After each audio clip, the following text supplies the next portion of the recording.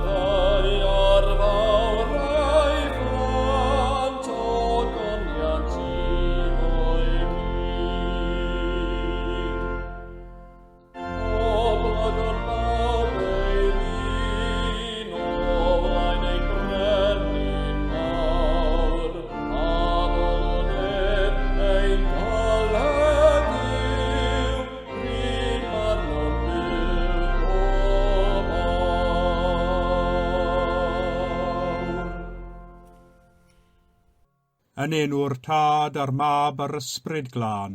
Amen. Gras a thangnefedd a fo gyda chwi. Ath gadw di yng nghariad Crist. Dad y gwogoniant, sanctaidd a thragwyddol, edrych arnom y nawr mewn gallu a thrigaredd, bydde dith nerth o'r chfygu ein gwendid, ith lewyrch o leo ein dallineb, ac ith ysbryd ein denu at y cariad hwnnw, sy'n cael ei ddangos a'i gynnig I ni gan dy fab, ein gwaredwr Iesu Grist. Amen.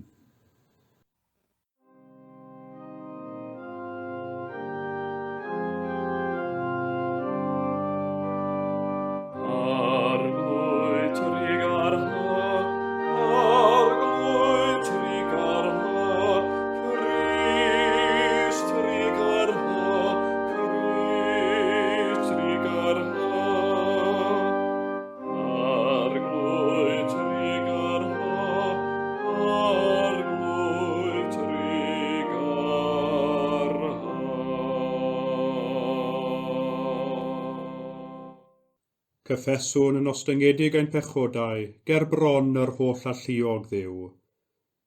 Dad nefol, yr ydym wedi pechu ar feddwl gair a gweithred, a heb wneud yr hyn a ddylem. Mae'n wir ddrwg gennym, ac yr ydym o ddifrif yn edi farhau. Mwyn dy fab Iesu Grist a fe farw drosom, meddaiain i'r cwbl aeth heibio, ac arwain ni yn ei ffordd ef, I gerdded fel plant y goleuni. Amen. Holl alluog dduw sy'n maddau I bawb sy'n wir ydi feiriol, a drygarhau wrthych, a chryddhau o bechod, a'ch cadarnhau mewn daioni, a'ch cadw yn y bywyd tragwyddol, trwy Iesu Grist ein harglwydd. Amen.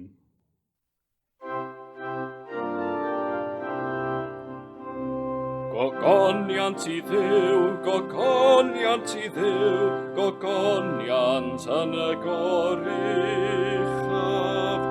Gogoniant I dduw, gogoniant I dduw, gogoniant yn y goruchaf. Gogoniant yn y goruchaf I dduw, ac ar y beiar tangnefedd, i'r rhai sydd wrth ei fodd. Molian nhw'n di bendiffiwn di, a volwn di gogonefwn di, diolchwn I ti am dy fawr ogoniant, arglwydd dduw frenin nefol, dduw dad holl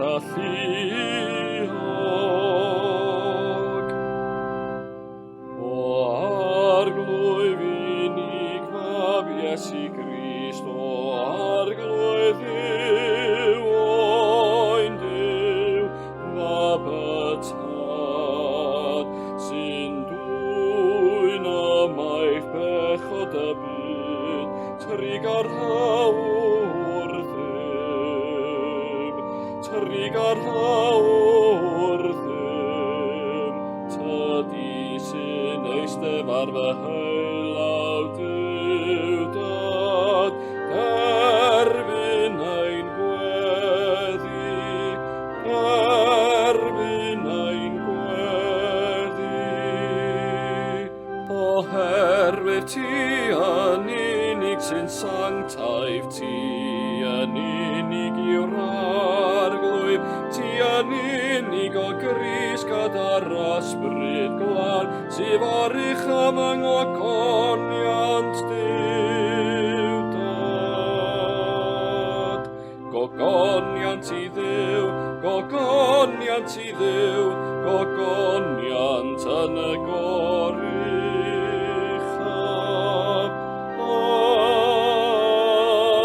Amen.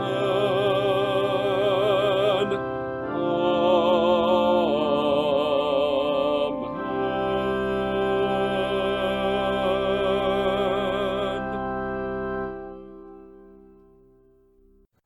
Y colect ar gyfer y chweched Sul wedi'r Trindod. Dduw trigarog, darperais ti'r rhai sy'n dygaru y fath bethau daionus sydd uwchlaw ein deall.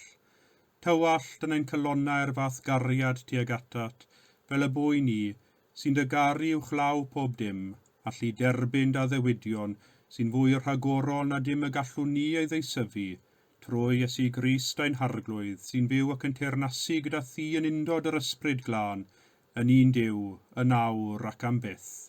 Amen.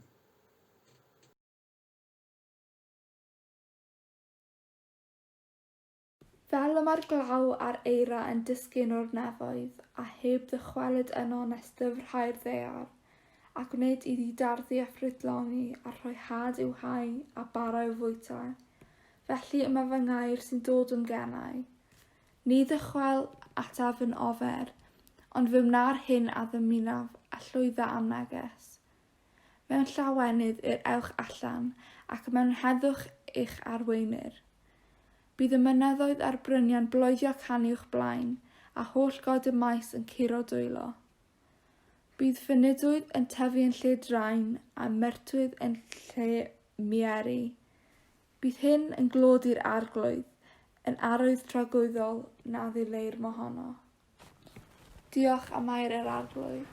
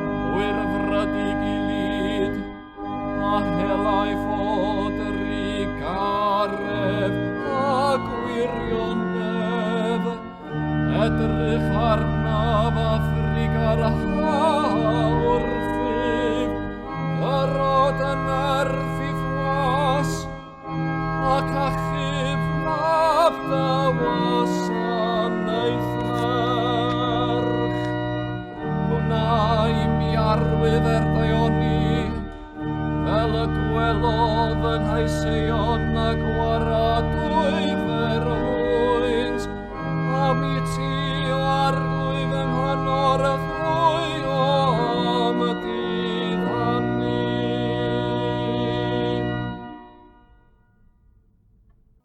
Gwrandewch Efengil Crist yn ôl Sant Matthew. Gogoniant i ti,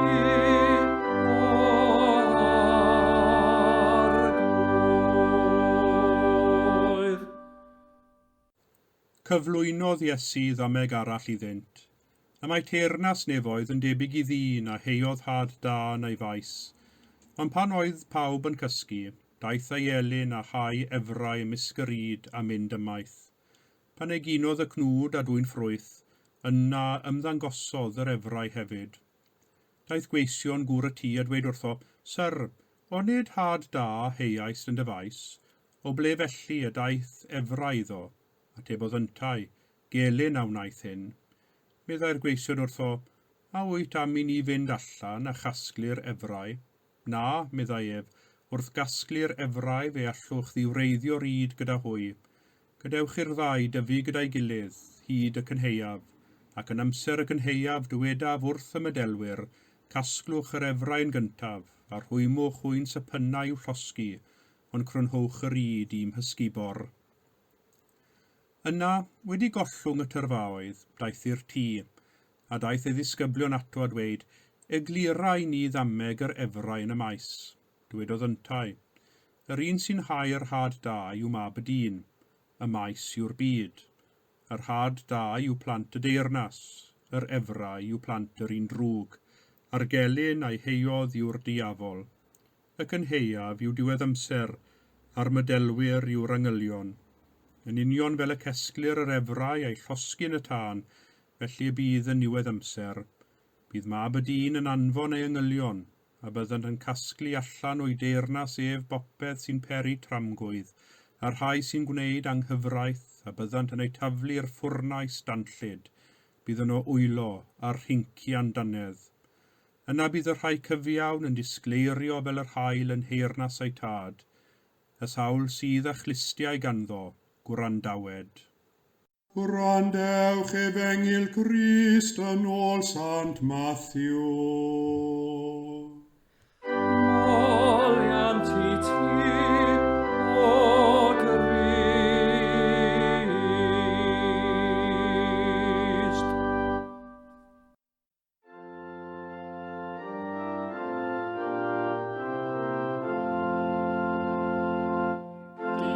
Diolch i ti ar holl alluog Dduw, am yr Efengil, am yr Efengil, am yr Efengil, stan taith. Alleluia, alleluia,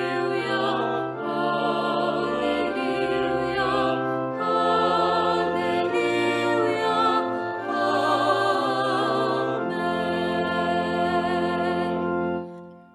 O aid yr hyfryd, wawr ar leid, oleu y deiar, oleu y deiar, oleu y deiar lydan.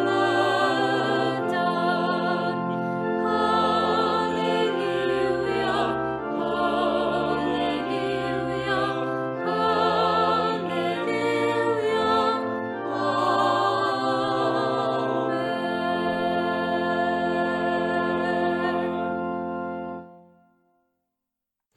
Pan eginodd y cnwd a dwy'n ffrwyth, yna ymddangosodd yr efrau hefyd, y chweched adnod ar 20 o'r 3 bennod ar 10 o'r Efengil yn ôl Sant Matthew. Dyn ni'n parhau â delweddau ymeithi y sil hwn eto, wrth i ni ystyried dameg yr efrau ymysg y ryd. Y sil diwethaf cawsom ddameg yr heiwr a'i phwyslais ar y gwahanol fathau o dir.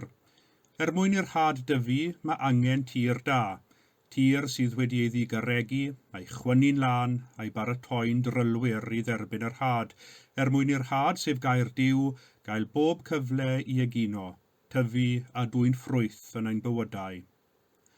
Ein parodrwydd i wrando ar air Duw a gadael i'r gair hwnnw wreiddio yn ein cylonnau'n bywydau sydd yn y diwedd yn arwain at gynheuaf toreithiog.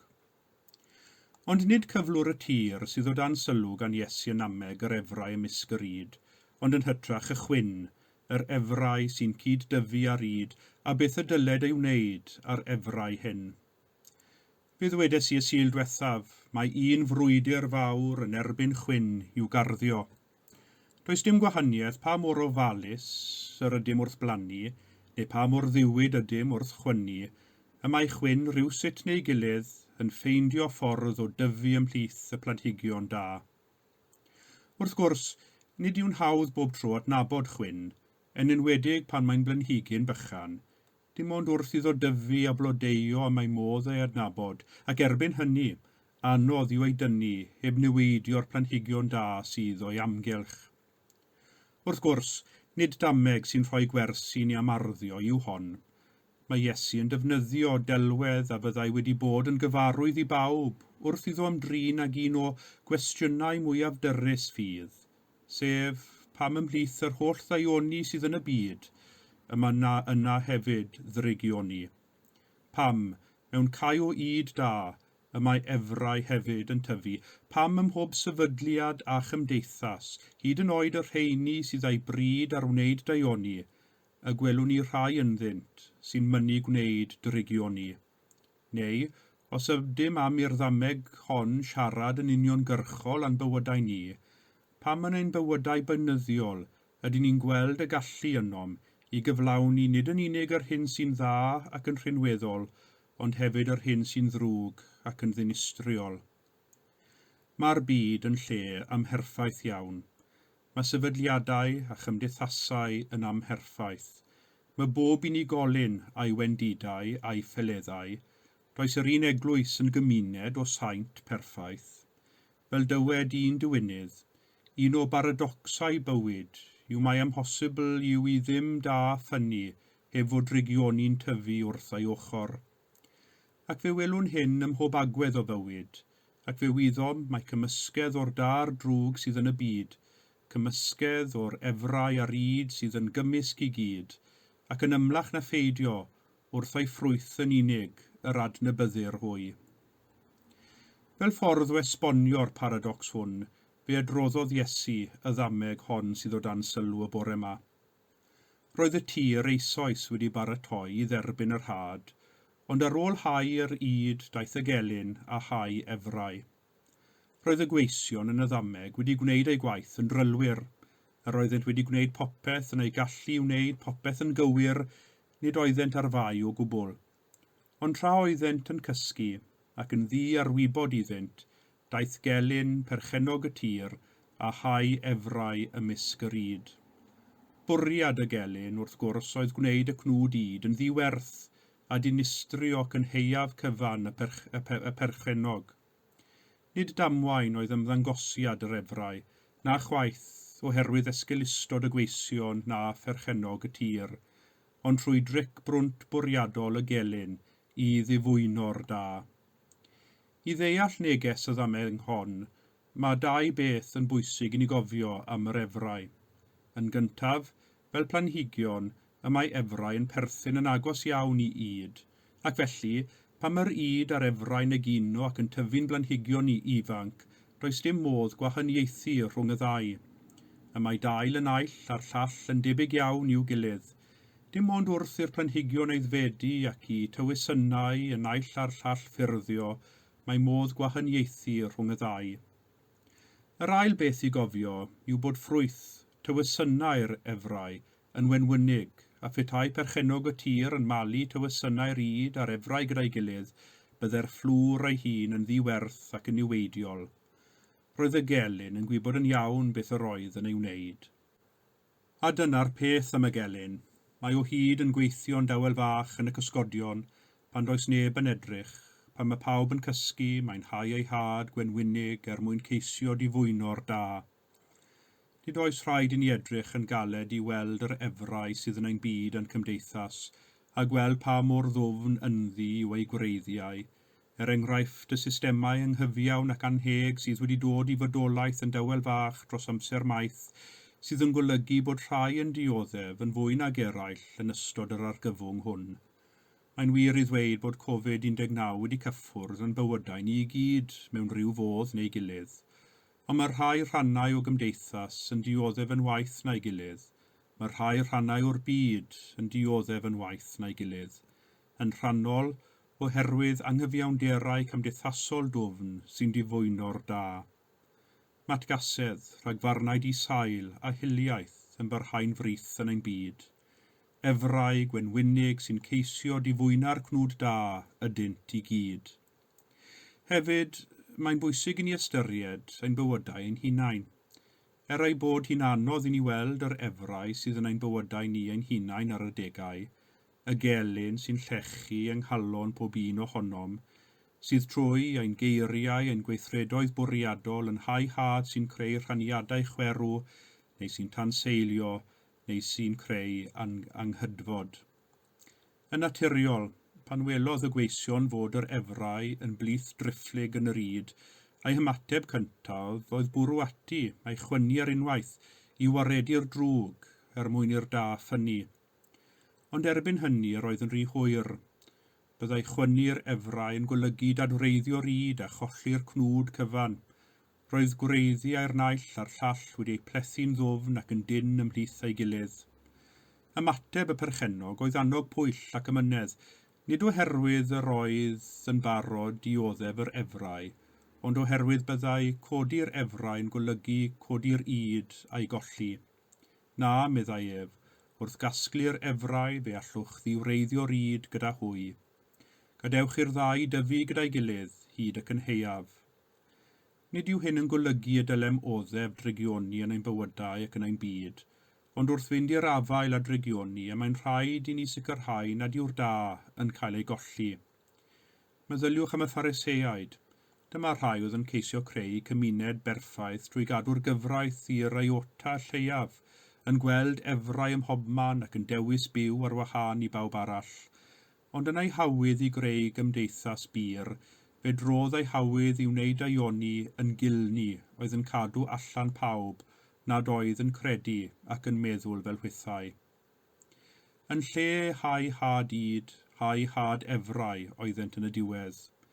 Talu sylw'r efrau sydd ar waith yn ein bywydau ni yw'r cam cyntaf tuag at waredu'r efrau sy'n tagu gymdeithas. Nid yw perchennog y tir yn goddef yr efrau, ar ddwyrnod ac yn heiaf y dawr didoli mawr. Wedi'r yd ar efrau gyrraedd ei llawn dŵf ac eiddfedu, a mae'r gwahaniaeth rhwng y ddau yn amlwg i bawb, a bydd y gweision yn cael ei hanfon allan i gasglu'r ffrwyth gan wahanu'r yd a'i osod yn yr ysgubor a thaflu'r efrau i'r tân i'w difa. Gweitha'r efrau, y mae'r yd yn dwy'n ffrwyth, y da sy'n para, y gwir sy'n trechu, ac ei bod ar y degau'n anodd i ni ddal gafael yn y gwirionedd hwn, nid yw ffrwyth y drwg ar gau yn para'n hir. Fel dywed y proffwyd Eseia wrthym y bore yma. Y fi'r arglwydd a wnaeth y cyfan, diddymu arwyddion celwyddog, gwneud ffylied o'r rhai sy'n dywyno, troi doethion yn ei hôl a gwneud ei gwybodaeth yn ynfydrwydd. Gyda Duw y da sy'n trechu, gyda pherchenog y tir, nid yw'r yd yn cael ei golli ac y mae'r efrau yn cael ei difa. Beth felly amdanom ni? Sut ydym ni'n byw yng nghanol y paradocs lle mae'r efrau a'r yd yn tyfu ymysg ei gilydd yn ein bywydau, ein cymdeithas a'n byd? Yn bendant, wrth weld ffrwyth yr efrau, ein galwad fel Cristionogion, fel y gweision yn y ddameg heddiw, yw ei gweld a'i henwi ac nid ei hanwybyddu. Y mae drigioni, pechod a gormes yn ffynnu pan nad oes neb yn barod i'w henwi a'i herio. Yn ail, dylem dalu sylw i'r efrau sydd ar waith yn ein bywydau ni, a'i chwynu cyn iddynt gael y cyfle i ddadwreiddio'r daioni sydd ynom. Cymysgedd o'r da'r drwg yw ein bywydau hefyd. Boed i ni ddwyn y ffrwyth da. Mae'r ddameg y bore yma'n cyfleu i ni ddarlun o Dduw sy'n rasol ac yn drigarog, a thrwy ei fawr ymynedd a'i gariad y mae'n goresgyn drigioni. Ac ai dyna yw ein galwad ninnau, i ddefnyddio'r da i herio'r drwg, i hau'r had da sy'n dwy'n ffrwyth, ffrwyth sy'n arwain at ledeiniad teyrnas ddiw yn ein bywydau ein byd. Dyma'r ffrwyth da sy'n parau dragwyddoldeb. Amen. Credo Nicaea. Credwn yn un Duw, y Tad yr holl alluog, gwneithir o'r nef a deiar, a phob peth gweledig ac anweledig. Credwn yn un arglwydd Iesu Grist, unig fab Duw, a genhedlwyd gan y Tad cyn yr oll oesoedd, Duw o ddiw, llewyrch o lewyrch, gwir ddiw o wir ddiw, wedi ei genhedlu, nid wedi wneithir, yn un hanfon ar Tad, a thrwyddo ef o gwneud pob peth, ein mwy ni ac ein hiechawdwriaeth disgynnof o'r nefoedd, trwy nerth yr ysbryd glân daeth yn gnawd o fair forwyn ac fe gwnaed yn ddyn, fe'i groeshoelwyd drosof am Pontiws Peilat, dioddefodd angau ac fe'i claddwyd. Atgyfododd y trydydd dydd yn ôl ysgrythyrau ac esgynnodd i'r nef, ac yma'n eistedd ardd y heilawr Tad, a daw drychefn mewn gogoniant i farnu'r byw a'r meirw, ac ar ei deyrnas ni bydd diwedd. Credwn yn yr ysbryd glân, yr arglwydd rhoddwr bywyd, sy'n deillio o'r Tad a'r mab, ac ynghyd â'r Tad a'r mab, a gyd addolir ac y gyd o goneddir, ac a lefarodd trwy'r proffwydi. Credwn yn un eglwys lan gatholig ac apostolig, cydnabyddwn ni'n bedydd myddeiant pechodau, a disgwyliwn am atgyfodiad y meirw, a bywyd y byd sydd i ddyfod. Amen. Gweddiwn ar ein Tad nefol, trwy ei fab Iesu Grist ac yn nerth yr ysbryd glân. Gweddiwn dros yr rhai sy'n dyheu am heddwch yn eu calonnau, cartrefi, cymunedau, genhedloedd, arglwydd, diwreiddiad drais a chryfhau'r rhai sydd mewn ofn. Gweddiwn dros ein heglwysi yn lleol ac yn fyd-eang, yn enwedig ble mae ymraniad, arglwydd, diwreiddia bopeth sy'n ein gwahanu ac ysbrydola werthfawrogiad o'n gwahaniaethau. Gweddiwn dros yr rhai sy'n byw gyda thensiynau mewnol, yr rhai sy'n cael eu temtio i gamddefnyddio eu grym neu anghenion. Arglwydd, diwreiddia llygredd a chamdriniaeth ac amddiffyn y bregus. Gweddiwn dros yr rhai sy'n dioddef salwch, yr rhai sy'n ymdopi a cholled. Arglwydd, diwreiddia bopeth sy'n disbyddu gobaith ac yn torri ysbryd. Gweddiwn dros yr rhai sy'n ceisio dinistrio bywydau a lles eraill. Arglwydd, diwreiddia pob cymhelliant a noeth ac eithafiaeth. Gweddiwn dros yr amser pan fyddwn yn cael ein dwyn ynghyd yn ddiogel yn dy dŷ. Arglwydd, diwreiddia bopeth ynom sydd yn llysteirio ein taith. Amen. Oll alluog a thragwyddol Dduw, llywodraethwr pob peth yn y nef ac ar y ddaear, yn dregarog derbyn weddiaid y bobl, a nertha ni wneud dewyllus trwy ein harglwydd Iesu Grist. Amen. Ewch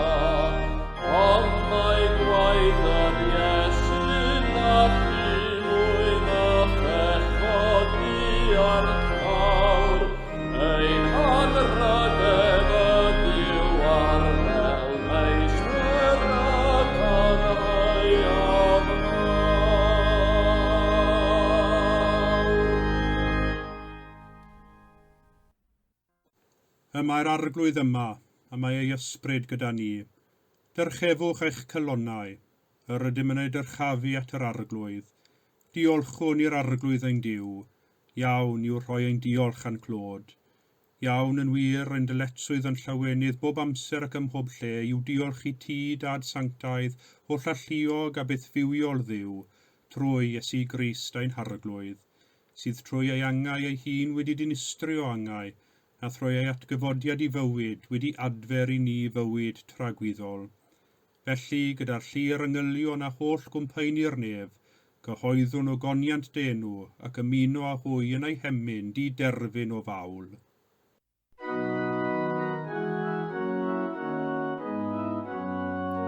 Sanctaif, sanctaif, sanctaif arglwydd Duw gallu hanner.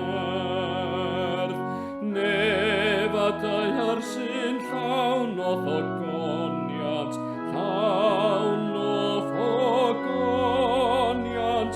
Hosanna, Hosanna, Hosanna yn y goruchaf. Bendigedig yw'r lôn sy'n dyfod yn enw'r arglwydd.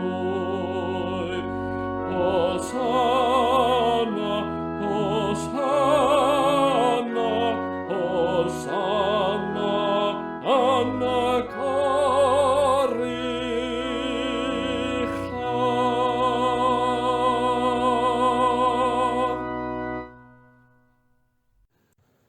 Ac fe gofiwn sefydlu swper yr arglwydd, trwy wrando ar eiriau'r apostol Paul. Oherwydd fe dderbynu Iesu oddi wrth yr arglwydd, yr hyn hefyd a droddodais i chwi, i'r arglwydd Iesu, yn nos y brydychwyd ef, gymryd bara, ac wedi iddo ddiolch, fe'i torodd a dweud, hwn yw fy nghorff, sydd er eich mwyn chwi, gwnewch hyn cof amdanaf. Yr un modd hefyd fe gymerodd y cwpan ar ôl swper gan ddweud, y cwpan hwn yw'r cyfamod newydd yn fy ngwaed i, gwnewch hyn bob tro yr yfwch ef, cof amdanaf. Oherwydd bob tro y byddwch yn bwyta'r bara hwn ac yn yfed y cwpan hwn, yr ydych yn cyhoeddi marwolaeth yr arglwydd hyd nes y daw. Fel y dysgodd ein hechawdwr ni, gweddiwn yn hyderus, ein tad, yr hwnnwyt yn y nefoedd, sancteiddiau'r denw, deled y deyrnas, gwneler dewyllus, megis yn y nef, felly ar y ddeiar hefyd. Dyro i ni heddiw ein bara beunyddiol, a maddau ni ein dyledion, fel y myddeiwn unna ein dyledwyr, ac nac arwain ni brofedigaeth, eithir gwared ni rhag drwg, gan i seiddot ti o'r deyrnas a'r gallu a'r gogoniant, yn oes oesoedd. Amen. Cymerwn enid i fyfyrio ar y cymyn bendigaid, ac ar o chymyn Iesu, gwnewch hyn cof amdanaf.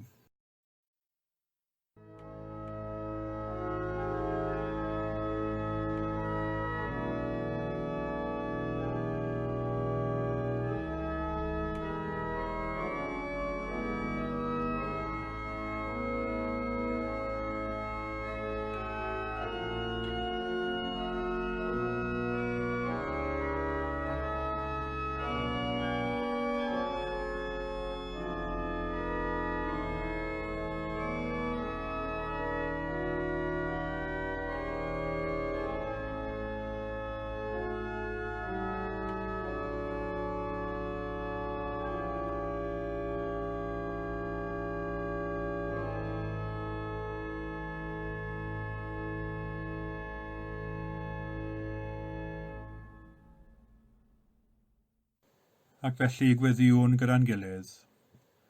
O wynfededig arglwydd, mewn undod ath bobl ffyddlon ledled y byd, ger bron pob allor yn dy eglwys lle dethlir yr Iwcharist, dymunwn offrymu ti fawl a diolch. Cyflwyna fi ti fy enaid am corff, gan dair ewyllysio bod yn un a thyn wastadol. am na allaf yn awr dy dderbyn yn y sacrament, tyrd yn ysbrydol i'm calon. Gwnaf fy hun yn un a thi, cofleidiaf di a chalon, meddwl ac enaid, na foed fyth i ddim dy wahanu di o ddiwrthyf, fel y gallaf fyw a marw yn dy gariad. Amen.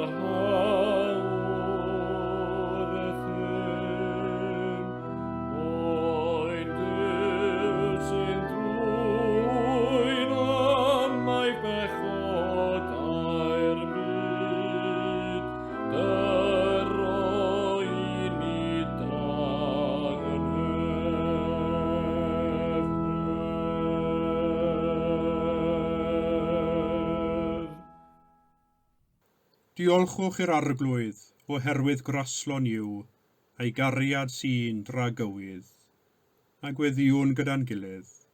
Dduw ein pererindod, tywysais ni at y dŵr bywiol, ad fyw a chynnal ni, wrth i ni fynd ymlaen ar ein taith, yn enw Iesu Grist ein harglwydd.